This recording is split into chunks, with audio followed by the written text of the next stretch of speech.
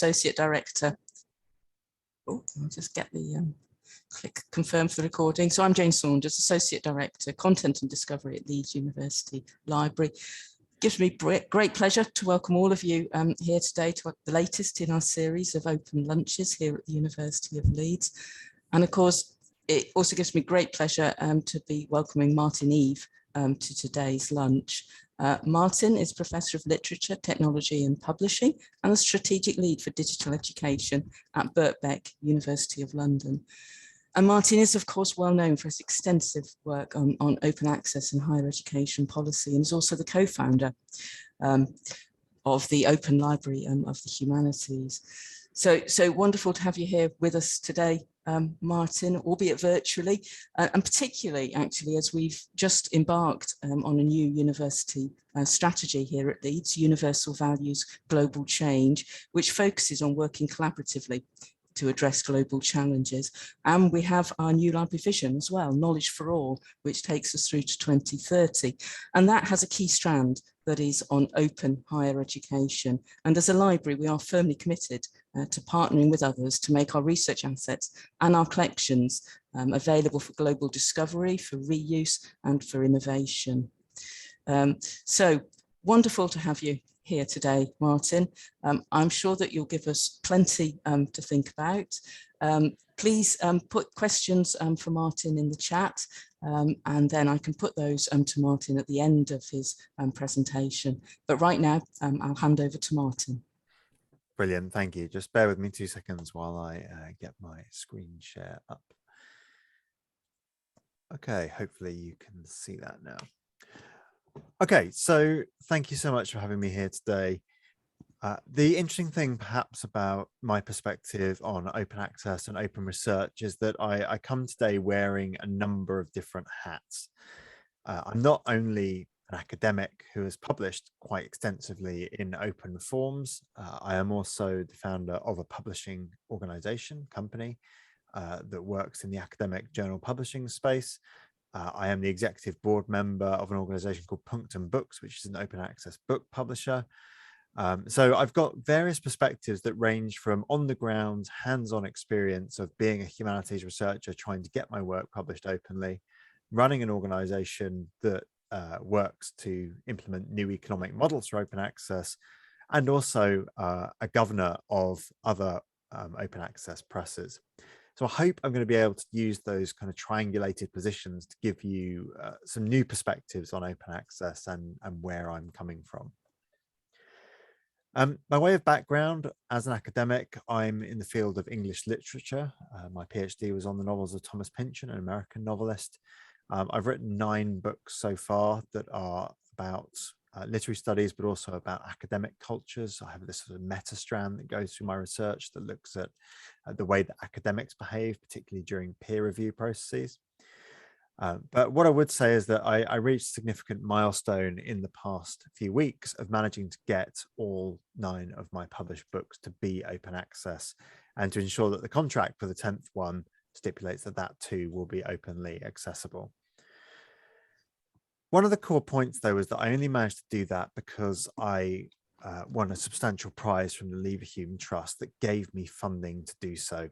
And a lot of what I'm going to be talking about today are the economic problems of open access in the humanities disciplines.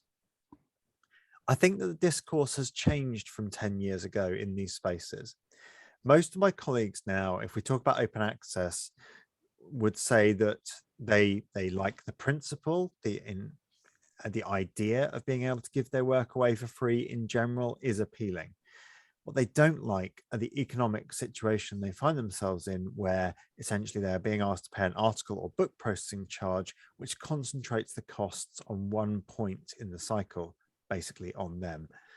Project funding in the humanities disciplines is very difficult to come by. We're in a situation where essentially people are being asked to pay a fee they cannot afford. And when they compare that to what they thought was happening in the subscription world, where they weren't exposed to those costs and the costs were well distributed, it looks incredibly bad. So that's where I think we are politically at the moment, and that the primary barriers to open access in our discipline seem to me to be financial and pragmatic, while I feel the war for hearts and minds is being won slowly and gradually. But I want first to backtrack a little bit and ask why we're doing this. Why do we talk about open access in the humanities? What's the point? What are the barriers and what's gone wrong? It seems to me that the arguments for open access can actually be subdivided along two different lines, one of which is about charity, education, and the public good, and the other of which is about the economic situation of libraries and access for scholars to work. So the first thing I want to start with really is the very fundamental point that most of my colleagues, when tuition fees were introduced, were out marching on the streets of London to government, protesting about the fact that people had to pay for access to higher education. Those heady days may be long gone, and I feel that ship has sailed and we failed to change the culture there. But you can make an analogy with our publication cultures and say that actually we have a population where in the UK, approximately 50% of people are studying in higher education. By all accounts, they enjoy their time studying with us. But when they leave at the moment, we're then saying, well, actually, I'm afraid you can't have access to continue reading the research work that you enjoyed access to while you were here. And so it seems to be no surprise that we end up with this idea of the ivory tower caricature of the university, because we've come up with a world where people essentially are being locked out from reading once they leave. We've replicated that situation of denying access to people to higher education in our research space as we have with the teaching. And open access to work in the humanities disciplines is one way that we can start to rectify this, to make it possible for a broader set of people to have access to our work and to read scholarship. Now, I'm not suggesting that everybody is going to be totally interested in reading about, I don't know, church pews, 1849 to 1850, the type of ultra niche research you get. But at the moment, the financial impediments to doing so are so great that people definitely will not. I know independent scholars, and actually a friend who's writing a book about the mystic and very old school, one of the first British women writers about medicine and cures, Helen Spate, is really struggling to get hold of the materials that she needs to do this work. She has a PhD in history from Sussex from several decades ago, but simply can't get access to the secondary scholarship at the moment, and keeps having to ask me if I'll pass on books to her and so forth using my access, which really doesn't seem great if we want knowledge to advance. So there's the kind of reasons why I'm interested in open access in the humanities. I think it's good for education.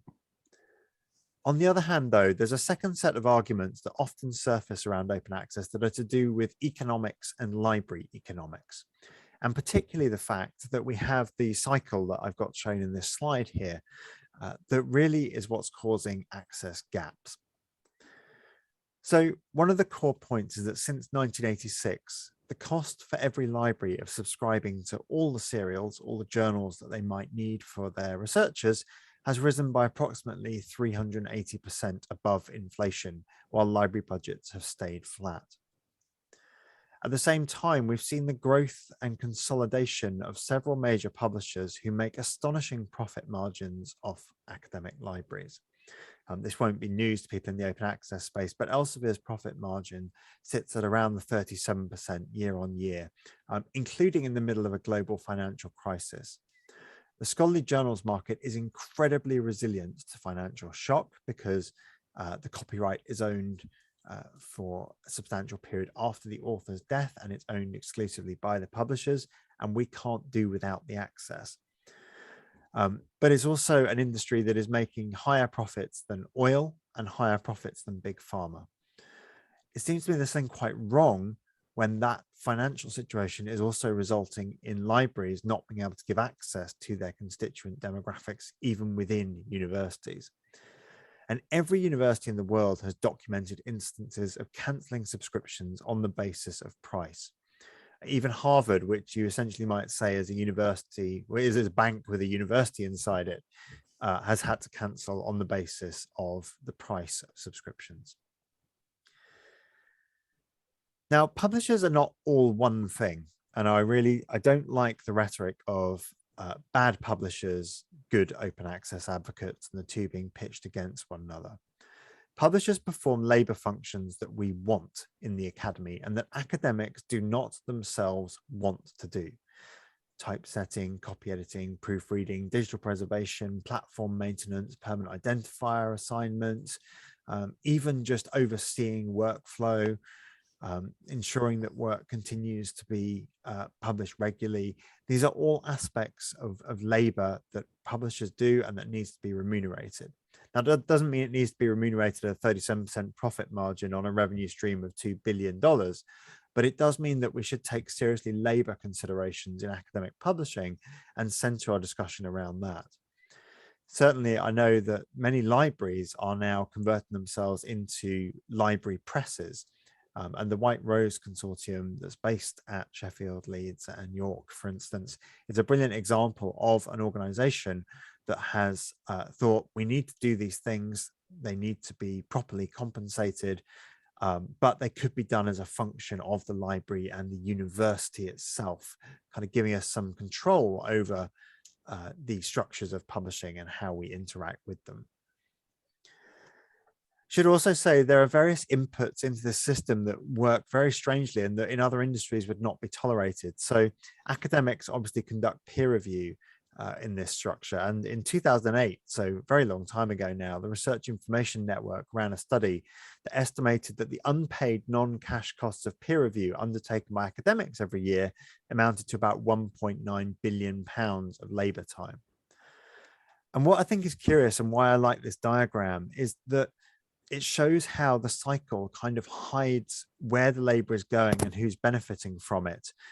So researchers feel that when they do peer review, and these are researchers, by the way, not some kind of laboratory sign, but they're just generic people icon. Researchers feel they are doing peer review as a goodwill gesture because they wish to be peer reviewed. So they consider it as a service that is given to other academics, say to the editor of a journal, or even to the author who's submitted the work. In monetary terms, though, the organizations that benefit from this peer review are those intermediate publishers. But that's not how it's perceived, because this cycle hides the labor function, hides the way that cash flows are moving through the system. Now, that's not always the case. The cost of knowledge petition, for instance, instigated by Tim Gowers at Cambridge, really made clear that it was asking people not to review for organizations that don't share the values of the academy. But those protest movements tend to have limited efficacy of a sudden escalation, a big swirl of activity around them in the initial days before it drops off in enthusiasm and business continues as normal. So 2 reasons then why open access in the humanities might be worth pursuing. That's the educational benefit, but also the financial impediment at the moment to libraries. I guess I should also say what we mean by open access, or what I mean by it, because the terminology is a confusing grid that often sets people up to fail before we've even begun. When I talk about open access, I'm referring to peer-reviewed research that is free to read online with some permission to reuse the work. I'm not talking about cat videos on YouTube being openly accessible, as important as that may be to the global procrastination culture. I'm talking about academic scholarship that has been through quality controls, and I'm not talking about open access diminishing those quality controls as they stand, although I'm going to go on to talk a little bit about how peer review is flawed and about how we might make it a better process that better selects what comes through. The terminologies of gold, green and bronze are often used to think through what we mean in economic and access terms. So gold open access refers to conditions where a publisher makes work available. So for instance, if you look up my most recent book published yesterday, which is called Where's the Infrastructure and Aesthetics of Piracy, if you go to Punctum Books' website, you'll find a direct PDF link on their page to get hold of that book. That is a gold open access solution because the publisher has made it openly accessible. By contrast, although also in supplement, we use the term green to refer to conditions when an academic or their research support person at the university places a copy of the work in an institutional or subject repository. So green open access, in the case of this book, is the version where I've put a copy of that book in our institutional repository at Birkbeck, which is called Byron, and you can download it from the repository. Now, green open access is not always the final version. Lots of journal publishers will let you put a version in the repository called the author's accepted manuscript, sometimes with an embargoed delay. However, green open access can be the final version of record, and it doesn't have to have an embargo. We've just got used in the journal space to green open access, allowing us to put in the author's accepted manuscript. So people often think that's what it must mean, and it's not necessarily the case. Green open access is now quite familiar to humanities researchers because it's the core component of the research excellence frameworks in the UK, the assessment exercise for scholarship is the core open access requirement of that exercise. So most humanities researchers are now used to putting a copy of their journal article in the repository at the point of acceptance. Finally, we use the term bronze to mean it's available on a publisher website for free to download, but there's no real explicit licensing. Now, what I mean by licensing are the conditions when we say that people have additional permission to redistribute and reuse work. Conventionally, under copyright provisions, if I put something online, it doesn't matter that I've put it there for free. You are not technically allowed to take that, redistribute it, remix it, mash it up, use it in different ways. The copyright remains with me. Open access publications have licenses associated with them that say that end users can, for example, redistribute them onwards to friends, can quote longer passages than would be allowed under conventional fair dealings and fair use provisions. But bronze open access is conditions where Oxford University Press, for instance, says this work's temporarily free to download. You can get it for free, but you're not allowed really to do many of the things that open access allows. So that's an example of gratis meaning a term that means free to read, and libre meaning free also to reuse. We can talk more about open licensing, I think, in the Q&A at the end, because it is contentious for academics in the humanities who get quite anxious about potential misuse of their work. And given cases like Irving versus Lipstadt, you can see why, say, historians might be worried about contemporary far-right groups appropriating their work and doing things with it that they hadn't anticipated. On the other hand, you can also say, well, you know, we had these problems actually before copyright, before we had open licensing. These are bigger problems than open access, although people argue open access might exacerbate them. I also want to say, though, that these terms I've got up here, gold, green, and bronze, have economic implications for publishers. I already said that we need to remunerate the labor of publishing. If a publisher is giving work away for free, how then do they cover the labor costs of employing people in-house to do that work? Gold open access in particular implies a new business model for scholarship. And the most notorious of these is the article or book processing charge, where an author is asked to pay the publisher after acceptance. So it's not a payment to bypass peer review. It's a payment to essentially compensate them for sales that won't happen because the work is free to access. Now, some publishers use that article processing charge model. Others use a model like the one that I'm going to go on to describe that is sort of more akin to a membership or subscription, even though they're giving things away for free. And we sometimes use the term diamond to refer to that. And you might have noticed that Nick very kindly came up with a title for today's lunch that had the word diamond in it, because I'm going to be talking a lot about models where the author is not asked to pay. And I think these are the most promising models for open access in the humanities disciplines, where that project funding is simply not accessible. So I want to move on to how I have addressed some of the problems that I've been speaking about. Ooh, just lost my screen share there, not sure what happened. Okay, just bear with me. I don't know what's happening. Okay, that's not great. Gosh. I wonder, Nick or Rachel or someone, do you happen to have a copy of my slides? My PowerPoint has just died. Yes, I do. Would you be able to share them, and I'll shout next slide? Sorry, everyone. All right. Bear with me. Thank you, Nick. Nice and convenient.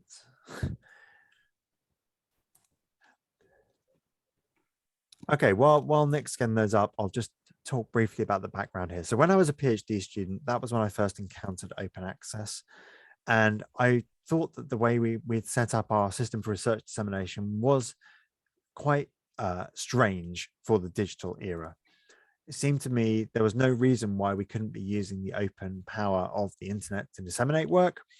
And I thought, well, you know what, I can do this better than big publishers. And I set up my own postgraduate student journal as a PhD student. And it turned out to be an awful lot of work. I then went on to establish a journal in the field of American studies that was not just a postgraduate journal. And I found on a day-to-day basis that more and more of my time was being given over to publishing activities. I didn't necessarily resent these, but what I was conscious of was the fact that as we grew and as we were getting more submissions and as the volume of work went up, more and more of my time was being spent simply conducting publishing activities. Yes, thank you, Nick. If we can have the 4th slide, that would be great. I decided at that point that we needed to build an organization that was formally incorporated that would be able to properly employ people and to give us the space that we needed so that I could be an academic rather than being somebody who was doing typesetting all day, every day. And we put out a call to a mailing list saying, is anyone interested in building something a bit like the Public Library of Science, which is the publisher of the biggest journal in the world, in the humanities disciplines? And the response was pretty overwhelming. Overnight, we had about 100 email replies from people saying, that sounds like a great idea, we'd love to be involved. And the next question we had was, well, okay, that sounds great. What level of article processing charge do you think would be acceptable in the humanities disciplines? And the answer came back from almost everybody, 0. Humanists were not able and or willing to front article processing charges, and we needed a different model to fund what we were doing. Could I have the next slide, please, Nick? The model we came up with is called the Library Partnership Subsidy System. This is a model where essentially, instead of lots of libraries paying small to medium amounts to publishers so that content can be closed, we take the benefits of the subscription system and we simply apply it to open access. So what we wanted was 300 or so libraries to pay us relatively small sums every year as a membership, and then we would publish everything openly anyway. Now, why would a library do that? Well, the basic answer is that we can't exist without that subsidy, and we're doing what libraries have said they want to see for years, which is open access. So we've put 2 and 2 together and said, it seems likely to us that if libraries have been saying they want this, and if we can make it affordable, libraries will support us. And they have. We have approximately 320 libraries around the world who pay us a membership fee every year to build this system and to sustain it. And we've been running, we've been operational for 5-6 years now. And we've been running for much longer than that because we had a run-in period beforehand. And the other way you can think about this is as though we're building a global collection. So previously, libraries bought things so that they could have them locally and so that there would be a local collection accessible to their readership at that point.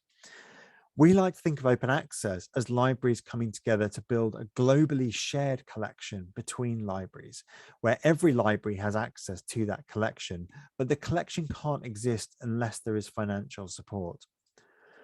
And lots of people have hypothesized doom about this model. They've said, well, you know, you'll be the first thing to be cut when library budgets get tight, or there'll be all these free riders who will just participate and not do it. And we haven't seen that really on either count. We're so affordable that people are quite happy to have us on their books. It's much nicer to feel you're paying for the Open Library of Humanities to publish 30 humanities journals than it is to feel that you have to put more money into the pockets of Elsevier's shareholders when we're doing the right thing. It's also the case that when libraries are looking to make savings because, say, they're having cuts to their budgets, they look down the list, and Open Library of Humanities is really a very small outlay compared to some of the other things that they do. You don't save much by cutting us. In fact, the damage you can inflict on our ability to continue to provide open access feels to me that most libraries feel that danger is greater than the risk to their local budget. Can I have the next slide, please, Nick? There's libraries that support OLH, including Leeds very generously. Thank you for that membership. Really range in size from absolutely massive down to small theological colleges. And we worked on a banding system that means that libraries can participate from all sizes. So we really go from Yale, Cambridge, UCL, Harvard, down to libraries that I hadn't heard of before who want to support us. And the line that keeps coming through to me from those, particularly those smaller community college type places, is we don't know how to participate in open access otherwise. And really that shows to me the failure of the transformative agreements at the moment is that they're creating an exclusionary culture where big libraries are being asked to pay massive amounts every year. Small libraries want to see open access but have no way of participating. Initiatives like ours, set up and run by scholars, funded by libraries that share our mission and scaled to be affordable for each of those institutions, really to me feels like the balancing act that's needed. And it's what Yannicka Adema has called scaling small, where I appreciate it adds kind of transactional costs and it's difficult to deal with lots of small organizations, but you really get a much better mission or ethical connection there with the organization that you're funding. And really, in a sense, I think lots of our libraries are on board because what they see their investment in OLH is doing is being mission-driven collection building, which is, I think, a change from how things have been viewed in the past. If you've only got limited resources, how do you spend in a way that is congruent with what you want to achieve, rather than thinking purely in economic benefit terms? Next slide, please.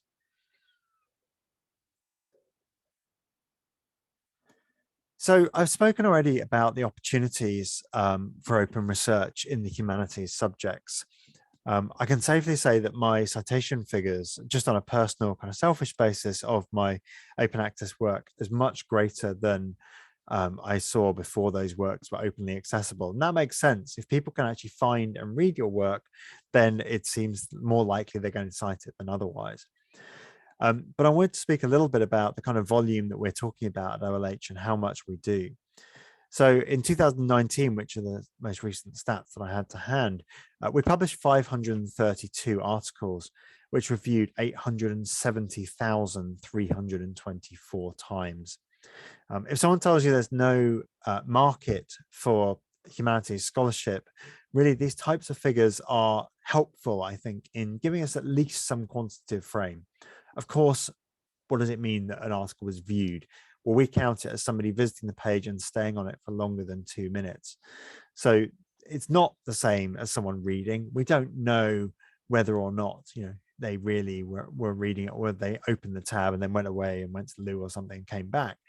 But nonetheless, when people say, well, I'm not really interested in open access because there's nobody who wants to read my work, we've got some figures here that help us to dispel that myth and to show the value of the humanities. We have quite a long average time between submission and publication, but this is actually usually due to peer reviewers and the turnaround times. Our disciplines are much smaller than the sciences, and so reviewers are under greater pressure to turn things around in a reasonable time span. So the good thing is, in the humanities disciplines, for the most part, nobody dies if your work isn't published tomorrow, as opposed to research on coronavirus, that it would be unacceptable to have that delay. We prefer to use peer review to get work right and to use it to hone it when there isn't that urgency. And that publication time is mostly spent in peer review. I think that the challenges of open access have much to do in our disciplines with business models, as I've said already. But what we've been doing at OLH is flipping existing subscription journals to an open access basis. And we're actually open at the moment for journals that want to apply that are currently subscription to switch to using our model. And the core example we have of this is a journal called Glossa that was the ex-editors of the journal Lingua at Elsevier. Essentially, they got hacked off with there being no open access to their title and for the fact that Elsevier was really, they didn't want to be with Elsevier. So they left, they set up a new journal with us that we now publish, and we're seeing publication volumes that are now equal to what they used to have at Lingua, the flagship journal of linguistics. So really quite exciting, and I welcome inquiries from anybody who wants to move across. We provide every service that a professional publisher would provide. The only thing we don't do is pay editors because that puts our costs up to libraries. Next slide, please. So we have 28 journals on or supported by the platform at the moment. I say supported by because we actually work with Liverpool University Press and the University of Wales Press to fund some of their journals to be openly accessible, whereas the others we publish. Glossa is probably our highest stature publication, really a flagship linguistics journal, but we really work across quite a gamut. We've got the Roman Archaeology Journal, for instance, through to 19, which is about the long 19th century and history. We've got journals of contemporary American fiction and contemporary literature, innovative poetry, Asian Network Exchange, which is an Asian studies title, and so forth. But do have a look on our site. Next slide, please.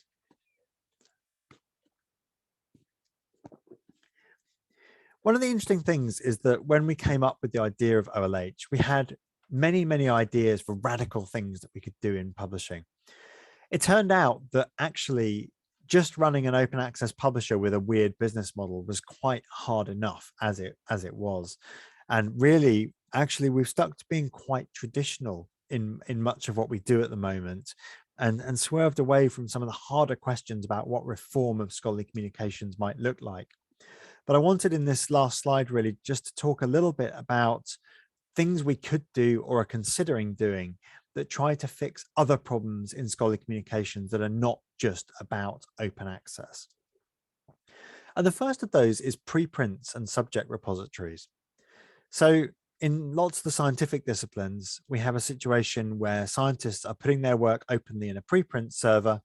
They're getting feedback informally from the community. They're then revising it and then submitting it to a journal after that. Now, I don't see why that couldn't work in some of our humanities cultures. Certainly, disciplines like philosophy have a long history of working papers for what they do, where work like Derek Parfit's book, for example, was circulated for years among philosophers themselves and commented on. Everyone knew the content of the book before it was ever published, but we could use the internet as a way of doing this. And organizations like Humanities Commons, run by Kathleen Fitzpatrick and the MLA, are attempts at building subject repositories for the humanities disciplines. But I think that we could overlay peer review processes on top of this, meaning that we could have open and post-publication peer review of artifacts that are openly available online. Now, that does come with some challenges because we're changing the anonymity parameters of publications. So what do you do to make sure that junior colleagues aren't just slaughtered in public?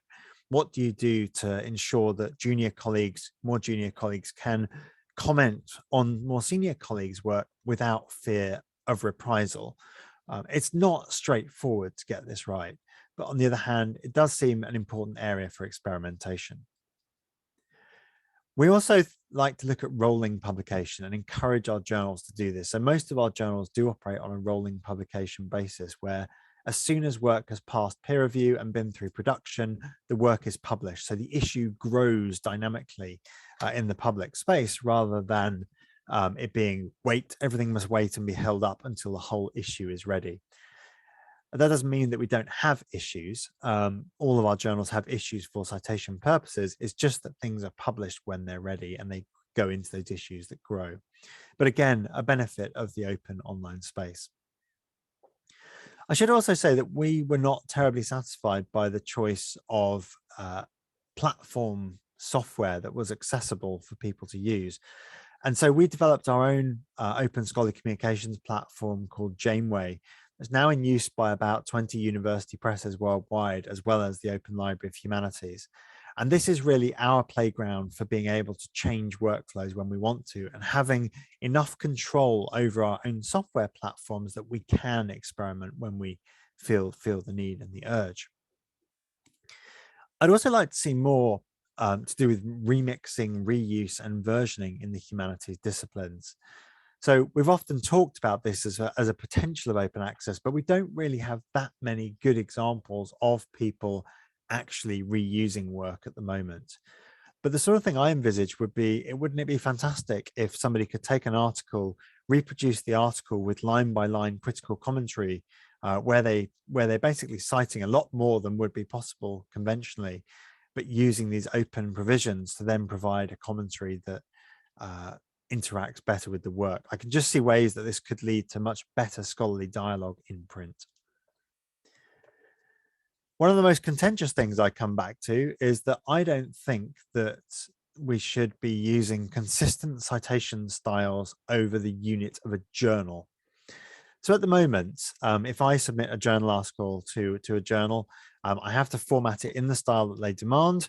And then if they reject it, I have to reformat that work into the style of the next journal I submit to. I have to reformat it as many times as I submit, because every journal seems to be using a different citation style. Now, obviously, tools like Zotero are absolutely fantastic at helping with that, but they don't eliminate the work. What I think we should do is to treat articles as coherent stylistic units using internally consistent citation styles for that particular article. We could at least say you don't need to conform to the journal style until your work has been accepted to cut down on that labor. But really, I think it would be better if authors were able to choose the citation style they wanted, and then we work at the article level. And lastly, we've been trying to think about the length of work. Most journal articles in my discipline fall between 8,000 and 12,000 words. And there's a reason for that. It gives enough space to develop an argument while putting enough constraint on the author to try to make them think about how they're communicating and what they're doing. And really, we have been publishing some work that has been quite outside those parameters. So for instance, we published a trilogy on the novels of William Gaddis and the Gaddis Archive that were much, much longer than we would conventionally do. In fact, those three pieces taken together were really a book-length publication. And there's no reason we can't do that in an online space. It's not as though we're constrained by a page budget. What we're constrained by is making sure the thing is readable and interesting and really works to the best of the format that we're using. But again, this is an area for experimentation, and I'm open for people to pitch why they want to violate the norms of length in the service of advancing a better argument. Next slide, please. So that's where I'm going to wrap it up, and we can have some questions and conversation. The thing that I haven't really talked about that much today is open access books, which is the next big horizon or frontier for this world. In the book space, it's even worse than the journals on the economic front. Book processing charges are just astronomically unaffordable. But really, if we want a world where humanities research is accessible, because we're worried that if all science is accessible but humanities work is not, we do need to think about long form writing, which is crucial for these disciplines. So happy to talk more about that in the questions. Thank you very much, everyone, for coming. I hope that was of some interest. Thank you very much, Martin. That indeed was hugely interesting. So thank you so much. Please do put your questions for Martin in the chat bar, and I'll pick them up. We do have one question there already, and that is from Kate. So Kate, could I ask you to unmute and perhaps ask your question to Martin directly? Is that okay? And maybe come onto camera too. I can unmute if you can hear me. Can't Yes. come on camera. I've not brushed my hair, so Me neither. Sorry. Oh, neither have I. Yeah, Okay. exactly. As Nick well knows, I've got a substantial amount of hair, and so it's a right state. I was wanting to ask. So earlier this year, when one of your publications and those of some others by open book publishers were reprinted, and at the time you talked about using the ability to have your attribution removed to make it difficult for the publisher. And I just wondered if you could kind of talk about how that went, and also whether you think that that's a sort of a good mechanism to help alleviate some of the concerns that academics have around CC BY licensing particularly. Sure. So just by way of background, so as I said, all of my books are now open access, and there's a press called St. Philip Street Press that essentially is going around open access book publishers, harvesting in all the books, repackaging the book under their own imprint, and selling copies. And they're selling copies more expensively than the original publishers. So they're not even undercutting them. And this causes a lot of concern to academics, primarily because obviously they went with the press because they valued what the press does, but also they wanted the imprimatur of the press, they wanted the prestige and association, and having some rip-off copy circulating with a dud cover, many academics feel is not actually great for their work. I feel slightly differently about that. As far as I'm concerned, I don't really care. I quite like the fact that my work has appeared somewhere else and it's another opportunity for someone to get hold of it. I think it's a shame that they're pricing it more expensively and someone might feel that they've paid over the odds for it, but I have a slightly strange polemic view on that. But anyway, what I did was I wanted to think, okay, so this is a good case study where it's happened to my book. I can use this as an opportunity to work out what we can do to stop this practice. Now, because the work's openly licensed, I couldn't demand that they stop doing this. Although if you have licensed the work under a non-commercial provision or under a share-alike provision, it becomes much harder for presses to do this because if it's non-commercial, they're not allowed to take the work and sell it. If it's a share-alike work, they have to make sure that a copy of the work that they're trying to sell is also available openly to download, which undercuts their ability to sell it. Although I should say the other thing here is that in the world of books, print still holds substantial currency because people don't really want to read 80,000 words on a screen. So open access books, the jury's still out, but there's no evidence to suggest actually that open access is damaging the number of book sales. People are still buying print even when a book is openly accessible. That's a by the by. So with this book that was CC BY, I reread the license and found that one of the things that you can ask for downstream attribution is to have your name removed from the title. So I tracked down the person running this organization, which I feel was a bit of a shady organization, but nonetheless, I got hold of their CEO and wrote him a very professional email saying, I see you're republishing this. Could I please ask that you remove my attribution under this clause in the license? And they did it. They're on Amazon, their copy of the book is still there, but it doesn't have my name on it anymore. And I doubt that anybody is going to find it via that mechanism. If you search for it, the copy that comes up is the original, the version that I want that people to read with open book publishers, the version I want them to buy if they're buying a print copy. So it was an effective technique for disaffiliating myself with the rip-off copy. On the other hand, it was time consuming. I had to find the person who did it. I had to be sufficiently knowledgeable that I knew what I could say in relation to the license and what it would mean. I think most of my colleagues would have no clue. They would not know really even what CC BY license meant, even if they'd agreed to applying it to their work. So is it a viable way of dealing with this problem? It was viable for me as a one-off solution, and I found that you could do it. At scale, if people really harvested every book in this way, it's just not going to be feasible for us to track down every shady CEO, email them, ask them to remove the attribution, wait, check, etc.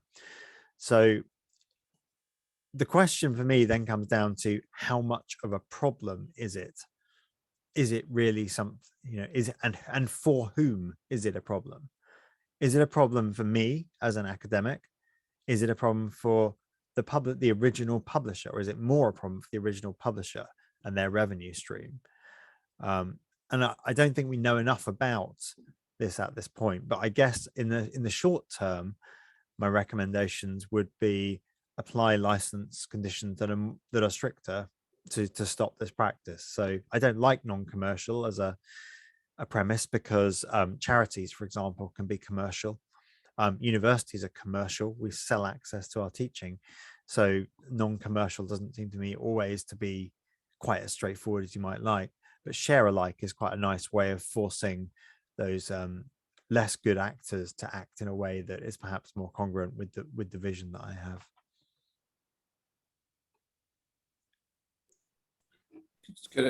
I've just posted that very thing, I think, at the same time you were speaking, Martin, but we do worry, I think, in all sorts of contexts around licensing, because it's not unusual for people to ask for NC, and we would tend always to recommend CC BY, but notwithstanding the issues that you've just been discussing, I mean, is share alike perhaps the lesser of two evils?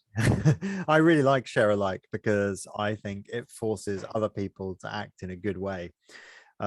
It's not the purest approach to open access, but several of my books are actually licensed under a share alike license, and our Janeway software platform is licensed under a license called the GPL, which is the software equivalent of that. And it says, right, anybody, you're free to reuse this software as you see fit, but if you change it, you have to make your changes available for everybody under the same license. And I don't see why that's an unreasonable requirement, really. Why should I not say, well, I'm giving you a gift, but my requirement is that you be giving to other people as well? That seems to me, because we can't trust people to behave in that way. This is a slightly more authoritarian, perhaps, but nonetheless viable way of insisting that openness continues down the chain, and that we see this kind of viral proliferation of open research practice. Mm-hmm. As I said, I'm not particularly keen on the non-commercial stance. I mean, you could argue OLH, which was as a charity, is nonetheless commercial. We take money from libraries so that we can pay staff, so that we can publish stuff. If you're saying that we can't reuse work under an NC license within those commercial contexts, then that seems to be problematic. So I'm less keen on NC. What I would say is, if NC is the lever that would let us get more humanities people to feel more secure publishing openly, then again, it might be a trade-off that I'd be willing to make. And I really think a lot of this is about compromise, about pragmatics, about winning hearts and minds. If we really want strict licensing to be core to this, we could do that in a few years' time. At the moment, we've got enough of a challenge just getting people in my disciplinary spaces to think this is a good idea and it's possible. And I'd really like to just see them become enthusiastic about the potential for online dissemination of their work, and worry about the details of licensing at a later point. Thank you, Martin. We've got another question coming from Leah Morn, which is related to copyright. Leah, do you want to come on and ask your question? Oh yeah, I thought you'd asked that, and I didn't know where the mute button was. Yeah. It was just when you were saying about using share alike. I've had a lot of questions from authors in the humanities about open access and third-party copyright for images they want to use. And I was just thinking, sort of adding share alike to that is another layer of complication to get through, and wondered if you'd actually had any issues with using third-party materials at all. Massive issues, yeah. This is, for me, the really problematic aspect of lots of humanities practice, that we need to reuse third-party cultural artifacts in our work. And the entire licensing ecosystem from galleries, libraries, archives, and museums is geared towards a print culture that simply doesn't exist in this space. So a really good example of this is we've got a special issue coming out on the novelist Mark Z. Danielewski, who is very famed for having innovative page layouts. So his novel House of Leaves, the text starts rotating at one point on the page, and it's about a house that reconfigures itself in space and time, and so the text starts to take on the qualities of that. And lots of our authors want to be able to reprint pages from this, and the author is actually contributing an article to this collection about his work, so we have sanction from the man himself. But when we wrote to the publisher of the book, who owns the copyright and who's responsible for relicensing, they came back with a fee, which, okay, that's fair enough. I don't mind paying a fee for the reuse of third-party copyright material. But they said, and you must limit it to 1,000 users, and after 6 months, you must take it down. And this just becomes a total nightmare. This stuff's going to be archived perpetually in Clocks, Locks, and Portico. It's going to be available forever because we can't just yank down scholarly research work once it's been published. Lots of the same principles apply to art history, where you might want to include a library or gallery's scan of a photograph of one of their works, for instance, because it's like a citation. It doesn't make sense to have the text without that present. But we've got this first issue that the licensing provisions at the moment just are not geared up for digital in itself, and that's a problem. Then, as you say, we've got this challenge of layering a license on top of it. So what you can do with open licensing, the Creative Commons licenses, is state that the provisions of the license don't apply to third-party material that's in the work. So some of my books have a file where it basically says this image came from this person, licensed on these terms. It's not part of the Creative Commons license of the work. Now that's all very well, but a PDF is an encapsulated file that contains those images as well. And do we really think that people are, if they're redistributing or reusing this work, going to excise the images that are not included under the license so that they can disseminate the work? No, what we've actually done is a cheap hack where we've put the text that basically exempts them, and know that end reusers are probably going to violate the license in so doing. So I don't think share alike really compromises what's happening at the moment any further, or makes it more complicated, because you're just going to do the same thing as you do under any open license, which is to state that the third party material is not under that license.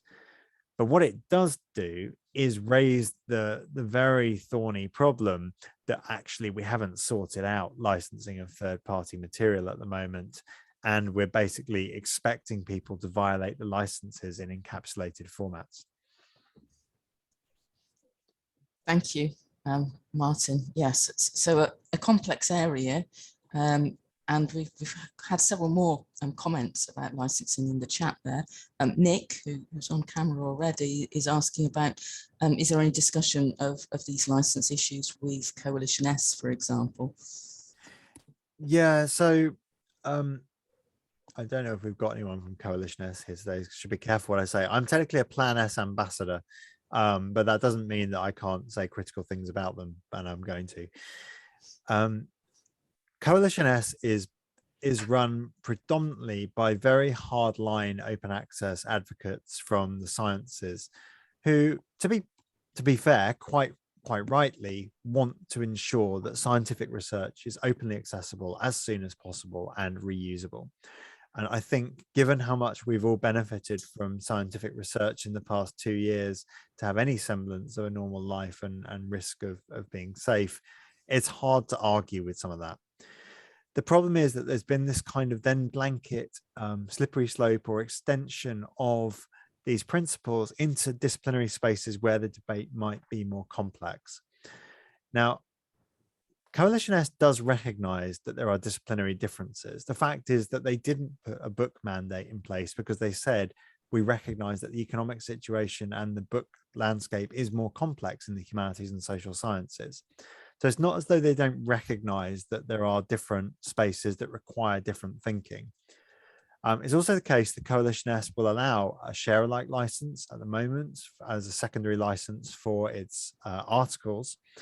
And in the book landscape, they've indicated some willingness to move even towards an NC license where the author requests it, although they do state a strong preference for a more liberal license. I think basically only time is going to tell on this, and we need people to be guinea pigs who are willing to suffer any negative consequences. And I'm quite willing to be one of those guinea pigs. You know, my books are out there; they're fairly liberally licensed. I'll let you know. Well, when I had that instance of the publisher reprinting it, I blogged about it and said, well, that happened. Here's how I feel about it.